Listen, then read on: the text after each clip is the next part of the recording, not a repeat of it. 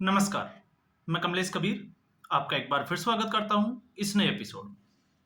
आज के इस एपिसोड में हम बात करेंगे कांग्रेस पार्टी की। कांग्रेस पार्टी में जिस तरीके की अभी स्थिति बनी हुई है, उस स्थिति से अब ये लगने लगा है कि कांग्रेस पार्टी में गृह युद्ध ना छिड़ जाए, जिसकी पूरी आशंका है, या हम कहें कि गृह युद्ध के काले बादल जो है वो कांग्रेस पार्टी के ऊपर मंडरा रहे हैं। और इसके पीछे कारण क्या है?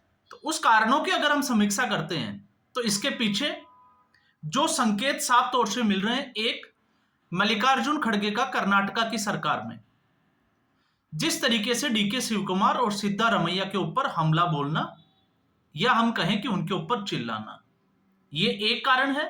और दूसरा जो कारण है उसका मिलता है जिस तरीके से गुजरात के अहमदाबाद में राहुल गांधी ने जो स्टेटमेंट दिया कि 10, 20, 30, 40, 50 लोगों को भी अगर निकालना पड़े तो कांग्रेस पार्टी से बाहर निकाल देना चाहिए, जो भारतीय जनता पार्टी की बी टीम के तौर पे काम करते हैं। तो उससे जो है वो इस जो आशंका है उसको प्रबलता मिलती है। और ऐसा क्यों, उसको भी अगर हम देखें तो सबसे पहले हम बात करते हैं कर्नाटक कांग्रेस की सरकार की। कर्नाटका का जो इतिहास रहा है, कर्नाटका के इतिहास में कांग्रेस पार्टी के सिर्फ 2 ही मुख्यमंत्री ऐसे बने हैं जिन्होंने अपना कार्यकाल पूरा किया है 5 साल तक। इसके अलावा कांग्रेस पार्टी के किसी भी मुख्यमंत्री ने अपना कार्यकाल 5 साल तक पूरा नहीं किया।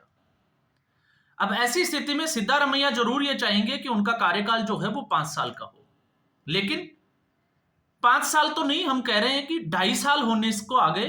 तो उससे पहले ही जो है वो सिद्धारमैया की कुर्सी और उसके पैर जो है वो हिलते हुए नजर आ रहे हैं।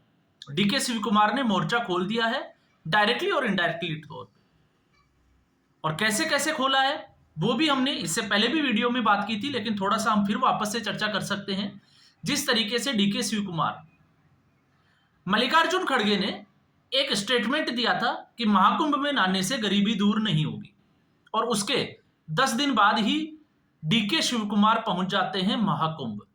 और महाकुंभ के उस आयोजन को, इतने बड़े आयोजन को सफलतापूर्वक करार देना सीधे तौर पे कांग्रेस पार्टी के ऊपर हमला।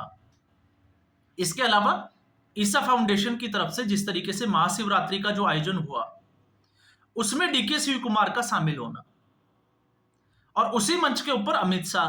तो उसके बाद से जो है वो इसको आशंकाओं का जो दौर था उसको थोड़ी सी प्रबलता मिली कि डीके शिवकुमार जिस कुर्सी के लिए 2.5 साल का फॉर्मूला तय किया गया था उसकी याद दिला रहे हैं कांग्रेस पार्टी को। और मल्लिकार्जुन खड़गे को तो इतना तक कह दिया था कि उनके नाम में ही मल्लिकार्जुन है, शिव जी का नाम है, तो अब उनको क्या नाम बदल लेना चाहिए। तो इस तरीके की टिप्पणी डीके शिवकुमार ने की। डीके शिवकुमार कर्नाटका की राजनीति में, और वो भी कांग्रेस के लिए, एक महत्वपूर्ण नाम जो पिछले 35 से 40 साल तक कांग्रेस पार्टी के लिए राजनीति कर रहा है। पैसे वाला व्यक्ति है, रिसोर्सेज इकट्ठा करते हैं। और स्थिति ठीक उसी तरीके से जिस तरीके से मैं फिर से थोड़ा सा दोहराऊंगा, सचिन पायलट और अशोक गहलोत, तो ठीक वही स्थिति अब कर्नाटका में नजर आ रही है। सिद्धारमैया, उनका अनुभव काम आया, और इसके अलावा जिस तरीके से सोनिया गांधी के या गांधी परिवार के बिल्कुल करीब, तो वो चीज जो है वो काम आई सिद्धारमैया के। सिद्धारमैया को सीएम बनाया गया, लेकिन उस वक्त यह तय हुआ था कि 2.5 साल के लिए जो है वो मुख्यमंत्री। तो अब ऐसी स्थिति में मल्लिकार्जुन खड़गे ने सीधे तौर से खुले मंच से यह कह दिया कि डीके शिवकुमार और सिद्धारमैया को एक ही दिशा में काम करना चाहिए जिससे कर्नाटक का विकास हो। उनको अलग अलग दिशाओं में काम नहीं करना चाहिए। इसका मतलब आप खुद समझदार हैं और समझ में आता भी है कि सब कुछ ठीक नहीं चल रहा कांग्रेस पार्टी में। और इसकी दूसरी सबसे बड़ी वजह, एक वजह कुर्सी के लिए 2.5 साल का जो है वो वादा करना, और दूसरी सबसे बड़ी वजह जिसके ऊपर जो है वो दरबारी पत्रकार खुलकर बात करने से भी कतराते हैं, वो वजह है इस वक्त कर्नाटका के प्रभारी है रणदीप सुरजेवाला। रणदीप सुरजेवाला डीके शिवकुमार के बिल्कुल घनिष्ठ है, बिल्कुल क्लोज है। और सिद्धारमैया केसी वेणुगोपाल, केशव वेणुगोपाल के ऊपर हरियाणा विधानसभा चुनाव में बड़ी उंगलियां उठी थी टिकट वितरण को भी लेकर।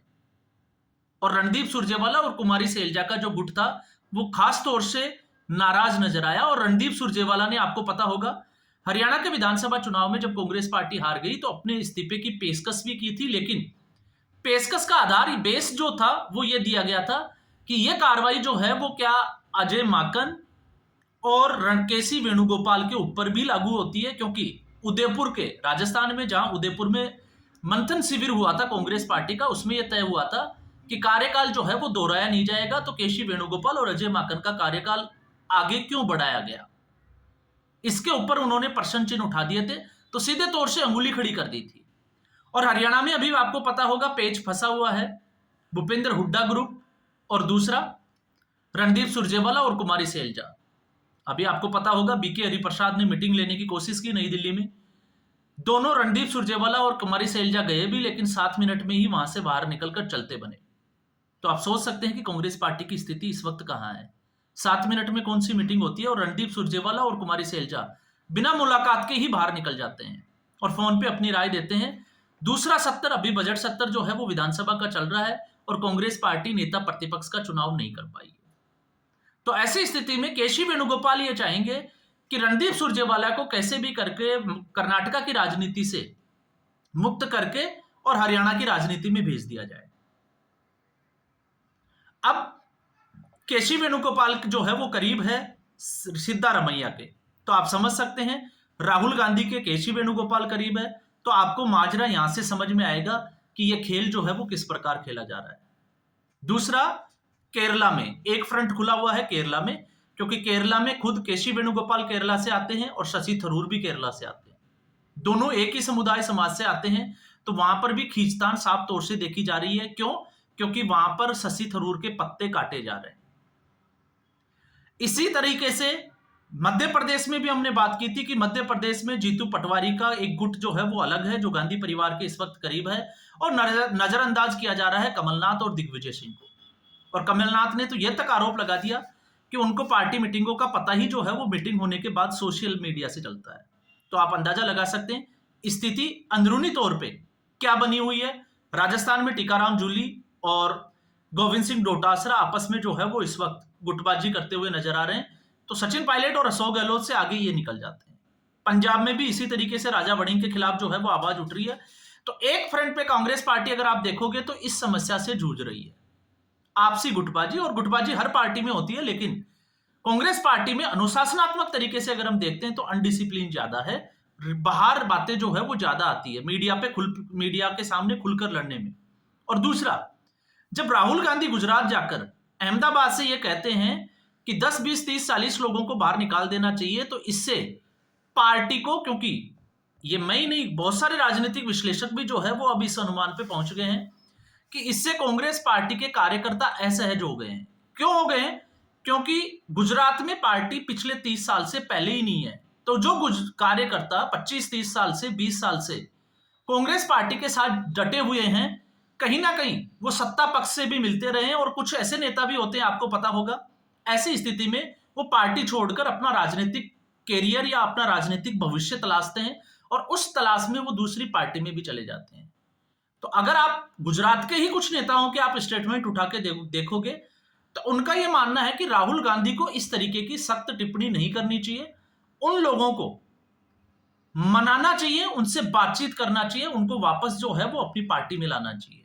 लेकिन राहुल गांधी ने तो साफ तौर से संकेत दे दिया और यह भी तक कह दिया कि आने वाले 50 साल तक जो है वो कांग्रेस पार्टी को आप भूल जाइए। तो आप सोच के देखिए, क्योंकि कांग्रेस ही गांधी परिवार ही कांग्रेस है या कांग्रेस ही गांधी परिवार है, ये दो बात जो है वो पूरा हिंदुस्तान जानता है। तो राहुल गांधी जो दिल्ली में बैठकर अगर राजनीति के बारे में इस तरीके का आकलन करता है, तो आप सोचिए जो सड़क पे उतरता है वो कौन होता है? सड़क पर कार्यकर्ता उतरते हैं, उस पार्टी के जो पिलर होते हैं वो उतरते हैं, सड़क पे वो जो है वो लाठियां खाते हैं। और जब उनकी अगर किसी दूसरे पार्टी के नेताओं के साथ मुलाकात होती है तो फिर सवाल ये खड़े किए जाते हैं कि ये भारतीय जनता पार्टी से मिले हुए हैं, और कांग्रेस पार्टी की हार का सबसे बड़ा कारण भी यही है। तो ऐसे इस हिसाब से तो सबसे पहले जो अंगुली उठनी चाहिए वो उठनी चाहिए राहुल गांधी और प्रियंका गांधी वाड्रा के ऊपर, क्योंकि एक के बाद एक चुनाव का अगर हारने का किसी का रिकॉर्ड है तो गांधी परिवार में इन दोनों का ही है। लेकिन ये दोनों जो है वो पल्ला झाड़ लेते हैं, और पल्ला जब झाड़ते हैं तो समस्या जो है वो समस्या ये नहीं है कि 10 नेताओं को आप पार्टी से निकाल देंगे या 20 नेताओं को पार्टी से निकाल देंगे, इससे आपकी पार्टी का भला हो जाएगा। समस्या है आज भी संगठन के स्तर पे कांग्रेस पार्टी ने कोई काम ही नहीं किया और कई सालों से ये काम जो है वो अटके पड़े हैं। कांग्रेस पार्टी की ही फैक्ट फाइंडिंग कमेटी ने एक कारण ढूंढा था कि हरियाणा में हार का सबसे बड़ा कारण था कि कई जिलों में कांग्रेस पार्टी के लिए पास प्रभारी नहीं थे। और अब जब चुनाव हो गए उसके इतने समय के बाद में भी आज भी वो स्थिति जो है वो एज इट इज बनी हुई है कि कांग्रेस पार्टी जिला स्तर पे हरियाणा में कोई भी काम करने में या हम कहें कि कामयाब नहीं हुई है। दिल्ली में चुनाव हारने का सबसे बड़ा कारण क्योंकि कांग्रेस पार्टी बूथ स्तर पे अगर हम देखें संगठन के स्तर पर तो वो मजबूत नहीं दिखाई देती है और इस वक्त संगठन महासचिव है केसी वेणुगोपाल।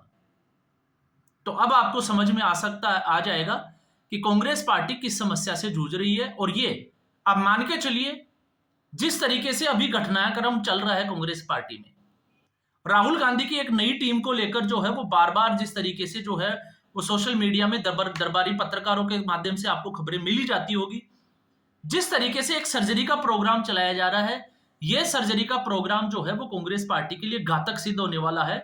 आपने G23 इससे पहले देखा था और आप भले ही जो है वो उस बात को आप ये कहकर टाल सकते हैं कि उन नेताओं की भारतीय जनता पार्टी के साथ या उनके साथ, तो आज भी जब भी ये नेता लोग जब आपस में मिलते हैं किसी शादी समारोह में, किसी धार्मिक फंक्शन में, तो ये आपस में बात भी करते हैं, चाय भी पीते हैं और खाना भी खाते हैं। तो क्या इसका मतलब ये है कि सारे नेता दूसरी पार्टी से मिले हुए हैं?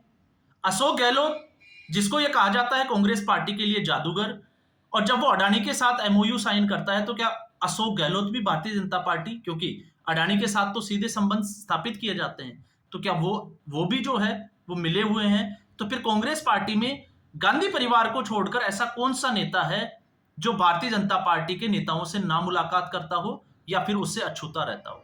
हम ही तो कहते हैं कि गडकरी के साथ जो है वो किसी भी पार्टी का कोई भी नेता मिल सकता है, गडकरी उनसे बात करते हैं और पहले उनके काम को प्राथमिकता देते हैं।